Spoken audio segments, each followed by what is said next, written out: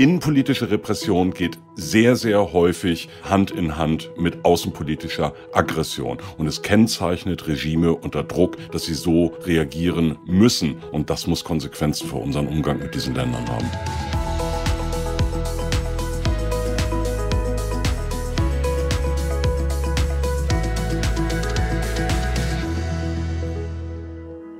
Seit vielen Jahren betrachten wir in der Bertelsmann Stiftung mehr als 100 Länder in der Welt und beobachten, wie sie sich verändern. Entwickeln sie sich Richtung Demokratie oder Autokratie? Und wir nennen das den Transformationsindex der Bertelsmann Stiftung. Das erste Mal seit Bestehen des Index zählen wir nun mehr Autokratien als Demokratien. Und das ist ein Trend, der sich leider in diese Richtung entwickelt hat. Die absolute Eskalation erleben wir gerade. Den Angriffskrieg von Russland gegen die Ukraine. Und vor allem erleben wir, was die Menschen dort in der Ukraine erleiden müssen und auch, was sie in Russland erfahren. Warum ist das so? Was sind die Ursachen für den Rückgang der Demokratien? Und vielleicht gibt es ja auch ein paar bemerkenswerte positive Entwicklungen. Vor allem aber, was genau ist der Transformationsindex der Bertelsmann Stiftung? Damit ein herzliches Willkommen zu unserer 15. Folge von Zukunft gestalten, dem Podcast der Bertelsmann Stiftung, den wie immer Jochen Arns und ich, Malva Sucker, gemeinsam moderieren. Jochen, hallo. Ja, hallo Malva. Und hallo an all unsere Zuhörerinnen und Zuhörer. Und heute reden wir tatsächlich über eine Expertise aus der Bertelsmann Stiftung, auf die zahlreiche Regierungen in aller Welt, auf die die Weltbank und Antikorruptionsbehörden auch weltweit zurückgreifen, dann, wenn sie genau wissen wollen, wie die Welt sich eigentlich entwickelt. Den sogenannten BTI, im Englischen auch BTI, den gibt es seit 2003, also schon fast seit 2 Dekaden. Und alle 2 Jahre bemisst er den Stand von Demokratie, Marktwirtschaft und guter Regierungsführung. Ja, und wie du sagtest mal, in diesem Jahr kippt die Waage leider das erste Mal zugunsten der Autokratien, zu Ungunsten der Demokratien. Und das wollen und das müssen wir mit unseren Expertinnen besprechen, unseren Kolleginnen, die den BTI von Anfang an erstellen und begleiten. Hier sind Sabine Donner und Dr. Hauke Hartmann. Hallo ihr beiden im Podcast. Hallo zusammen, danke für die Einladung. Hallo, schönen guten Tag, klasse hier zu sein. Hallo, sehr schön, dass ihr bei uns seid. Ja, wir möchten euch natürlich kurz vorstellen, bevor wir in das Thema einsteigen. Sabine, du hast Germanistik, Politik und Slawistik in Freiburg und sogar in Russland in St. Petersburg studiert, bist also Zentralasien-Expertin und seit 2001 schon in der Bertelsmann Stiftung. Deine Einschätzung zu der aktuellen Situation interessiert uns natürlich gleich ganz besonders. Und Hauke, du hast in Berlin und in den USA studiert, Geschichte und Politik und hast einen Schwerpunkt in Lateinamerika und arbeitest seit 2003 im BTI-Projekt. Ja, wir würden gerne mit euch eine kurze Frage zum Anfang besprechen, die ein bisschen persönlich ist. Als ihr im Studium wart, habt ihr denn damit gerechnet, wie die Welt sich entwickelt im Allgemeinen, wenn wir jetzt nicht nur den Krieg in der Ukraine betrachten? Ist die Welt seit der Zeit, seit der ihr angefangen habt, euch damit wissenschaftlich zu beschäftigen, ist sie besser oder eher schlechter geworden? Sie ist sowohl besser als auch schlechter geworden, glaube ich. Als ich studiert habe, war Mitte der 90er Jahre. Da waren die osteuropäischen Länder in einem gewaltigen Tempo dabei, sich in die Europäische Union zu integrieren. Da hatte Russland allerdings auch schon die ersten Probleme. Das war eine unglaublich spannende und auch eine sehr euphorische Zeit. Wir hatten gedacht, alles geht in Richtung Demokratie und das ist ein relativ linearer Prozess, kann nur voranschreiten. Wenn man aufgepasst hat, hat man gesehen, dass das nicht überall gleichmäßig läuft und dass es Rückschläge gibt.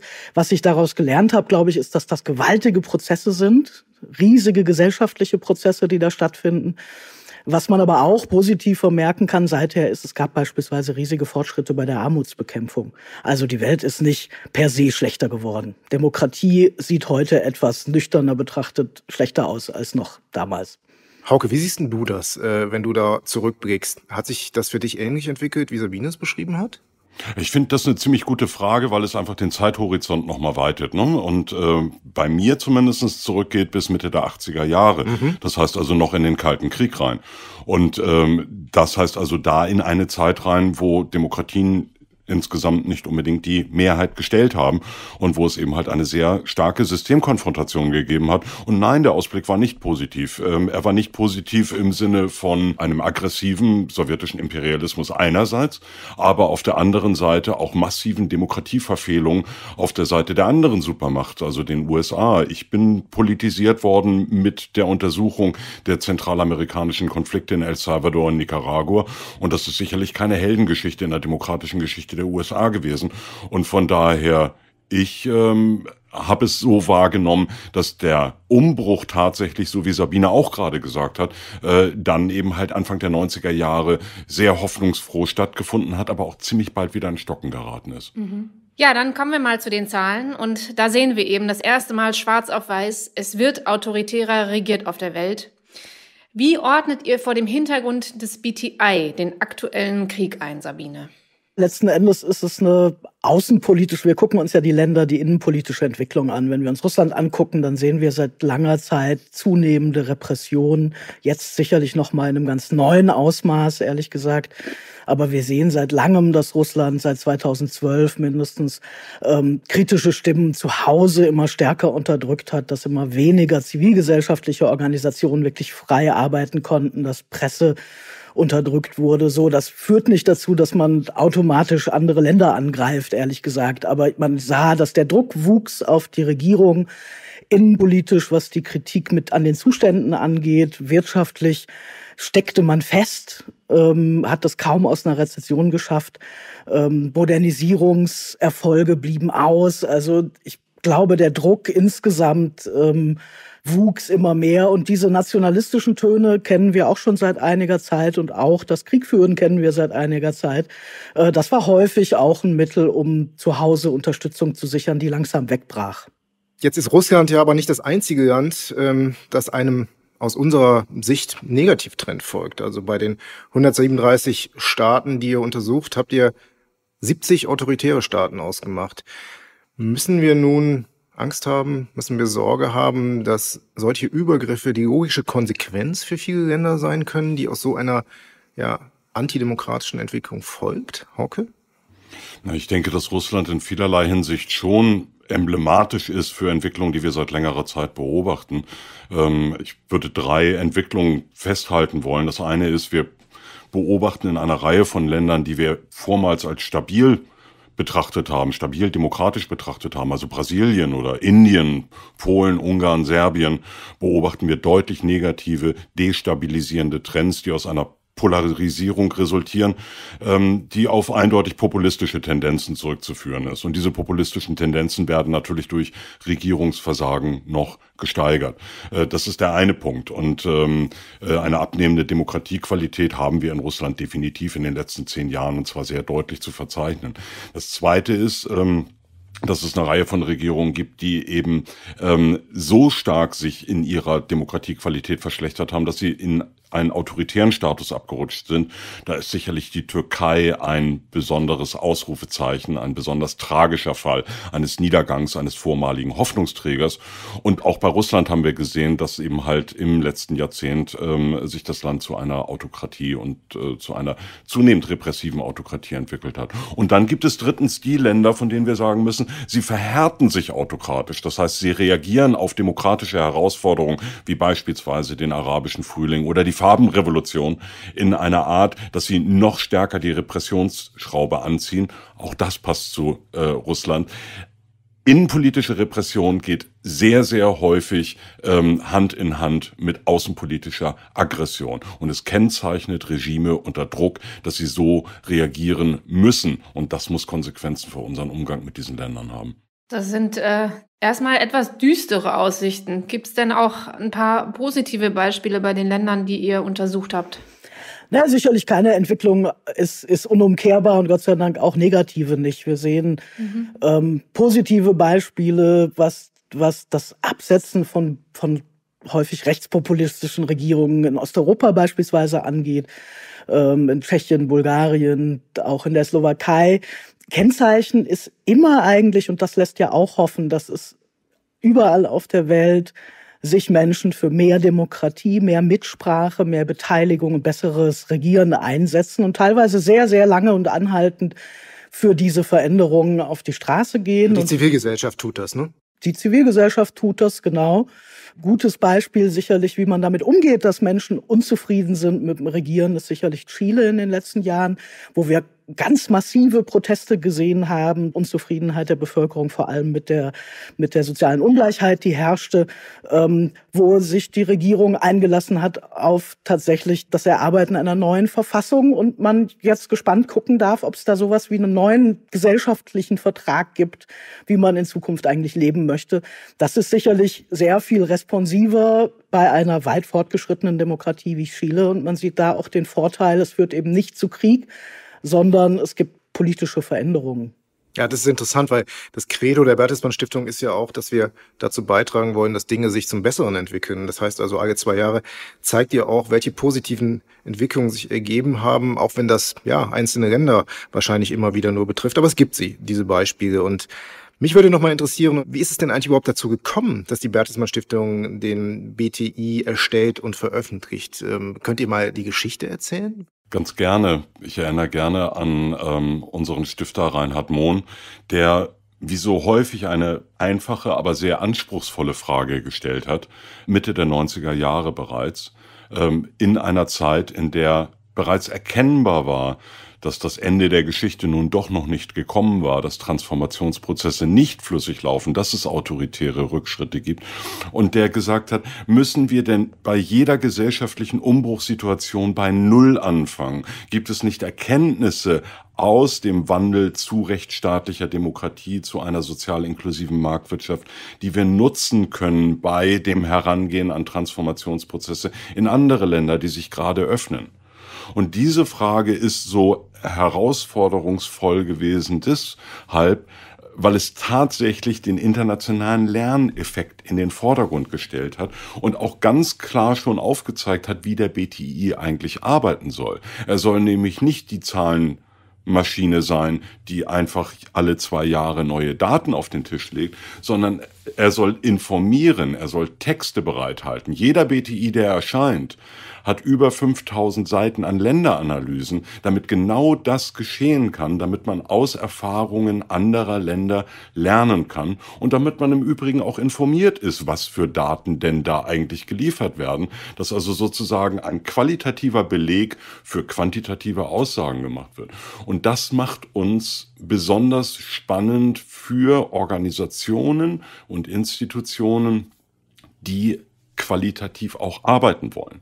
Das heißt, die sich wirklich informieren wollen darüber, wo hakt es denn im Transformationsprozess oder was funktioniert ganz besonders gut. Das ist einer der Gründe, warum Transparency International gerne Regierungsdelegationen an uns verweist, weil sie sagen, die haben hier qualitative Aussagen, mit denen sie euch aufzeigen können, was eigentlich bei eurer Korruptionsbekämpfung schiefläuft. Das ist einer der Gründe, warum die Bundesregierung unsere Länderberichte und nicht nur unsere Daten benutzt.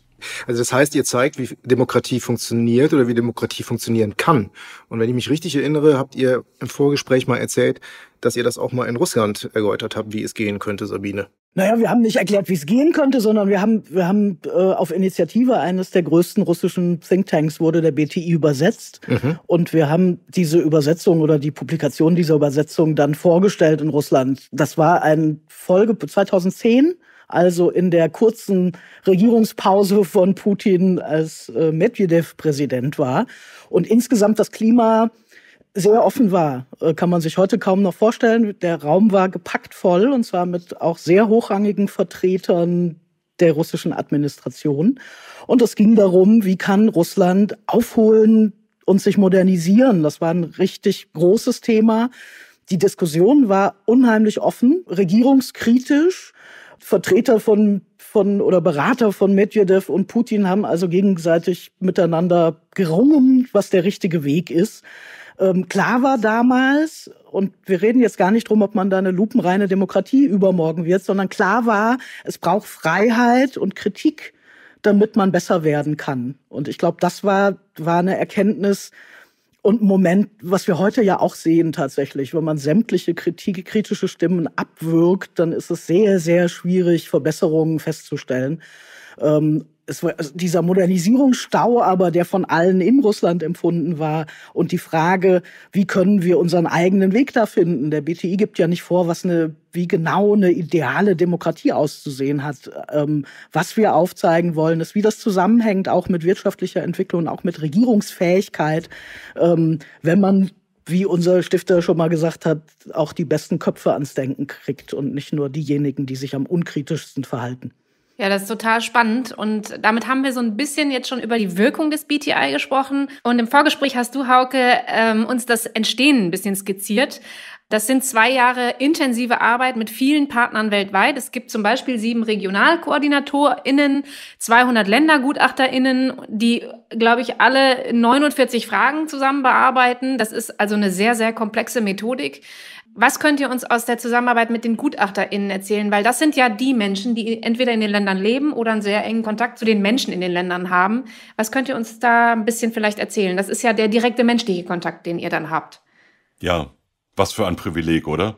Ja, was für eine tolle Arbeit mit über 260 Expertinnen und Experten in über 120 Ländern zusammenarbeiten zu dürfen und darum zu ringen, die besten Bewertungen und die besten Vergleichsmöglichkeiten anzustellen. Ich bin immer wieder begeistert davon, wie gut eine solche internationale Zusammenarbeit funktioniert. Und wir schreiben es nach jedem BTI auch all unseren Expertinnen und Experten: Ihr seid das Rückgrat dieses Projektes. Ohne eure Länderberichte wären wir nicht in der Lage, unsere Arbeit so zu leisten, wie wir es tun.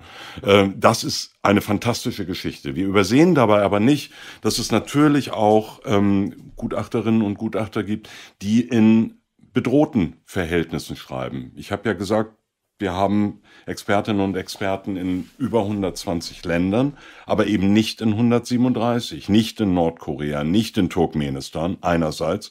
Und wir haben aber andererseits auch Expertinnen und Experten an Universitäten, an vielen führenden Universitäten ihrer Länder, die überlegen müssen, was sie schreiben und wie stark sie sich exponieren können. Wir können nicht namentlich alle Autorinnen und Autoren ausweisen, weil einige uns darum bitten, es nicht zu tun, aus Schutz für ihre Familie, aus Schutz für sich selber, aus Schutz ihrer eigenen Karriere.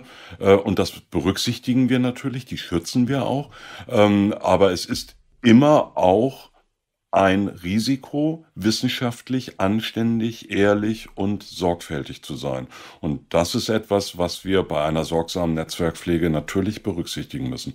Es ist dann umso bewundernswerter, dass diese Menschen für uns arbeiten und diese Informationen bereitstellen. Definitiv. Habt ihr da irgendwie noch ein persönliches Beispiel oder so, Sabine? Ich will mal was Regionales sagen, was ich sehr beeindruckend fand, weil das für uns tatsächlich auch wichtig ist, klar zu machen, dass das ein kollaborativer Erfolg und eine Arbeit ist. Wir haben vor 2 Jahren der BTI untersucht die Region, fasst damit Länder zusammen von Ostmitteleuropa, Südeuropa und Südosteuropa.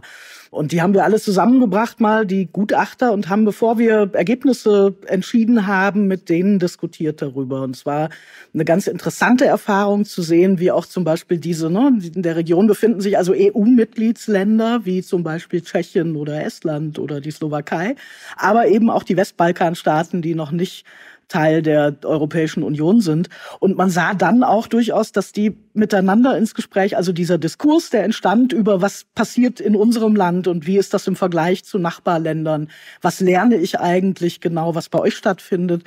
Ich glaube, das ist für mich nochmal so ein Signal gewesen, das merken wir ja auch bei der Vermittlung. Der BTI ist der Anfang einer Diskussion und eines Dialogs häufig und nicht eine Bewertungsmaschinerie, die Noten verteilt und dann redet man nicht mehr drüber. Und ich glaube, diese Lernerfahrung, die auch unsere Expertinnen und Experten da mitgenommen haben, dazu zu hören, das war sehr erstaunlich und sehr beeindruckend, weil mir nicht klar war, die Länder sind so nah zusammen, dass da so viel zu überbrücken ist, auch an Wissenslücken, beziehungsweise dann auch bei den Fragen, mit was ringen eigentlich die Menschen vor Ort tagtäglich.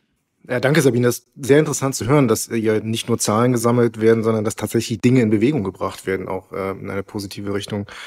Finde ich sehr spannend. Und ich hätte jetzt noch eine persönliche Frage an euch beide. Wir haben in einem unserer letzten Podcasts mit Wiebke Ankersen gesprochen von der Albright-Stiftung über Chancengerechtigkeit von Männern und Frauen. Also wo ist es am gerechtesten zwischen Männern und Frauen? Wir haben sie gefragt, wo soll man denn hingehen, wenn man das erleben möchte, Chancengerechtigkeit zwischen Männern und Frauen am besten? Dann hat sie gesagt, nach Skandinavien, zum Beispiel nach Schweden, da ist es am besten.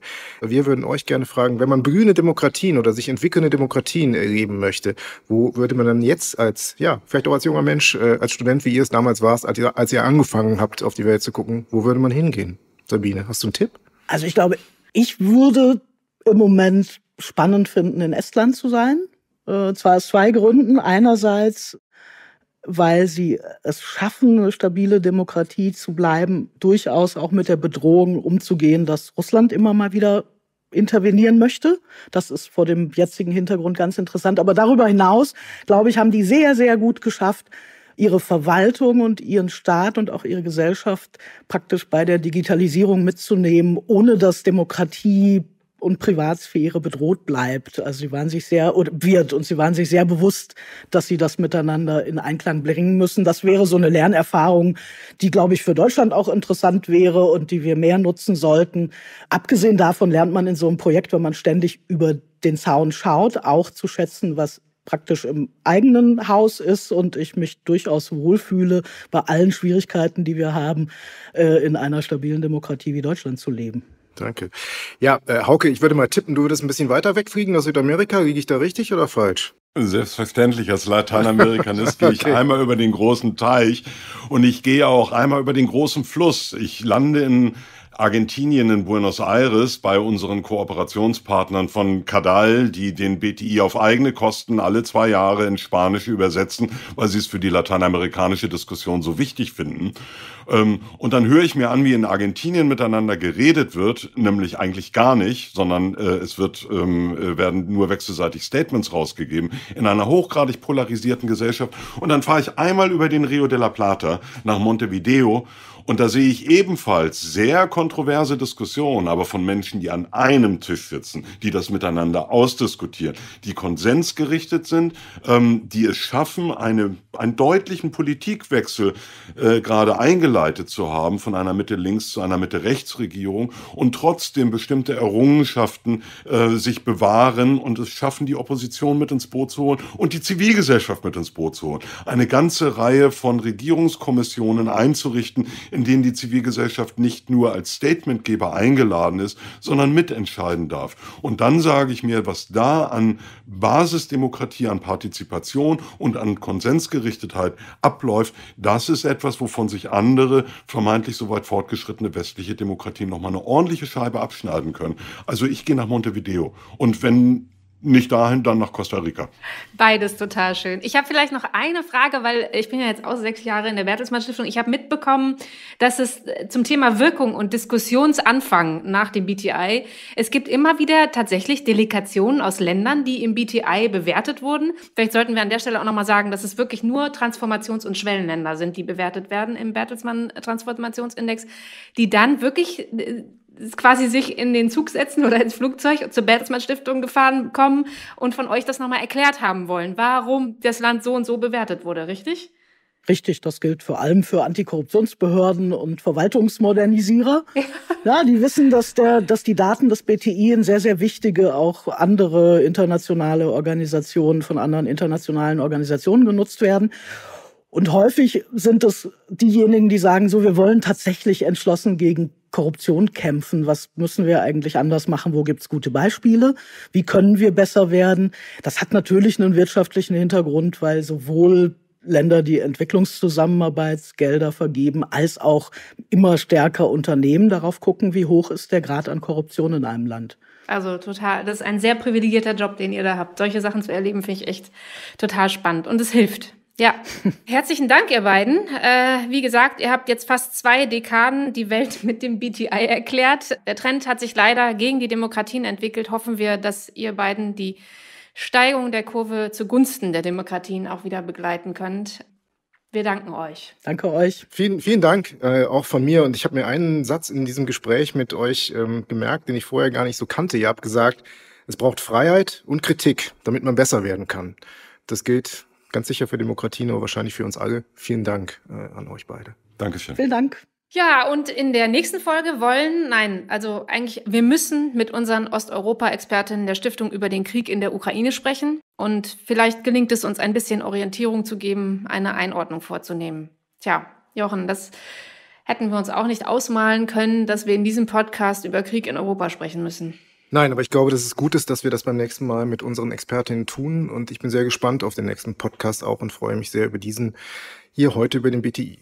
Und bitte hört rein, überall dort, wo es Podcasts gibt. Und falls ihr noch Wünsche habt, Anmerkungen oder Themen an uns, dann schreibt uns bitte unter podcast@bertelsmann-stiftung.de.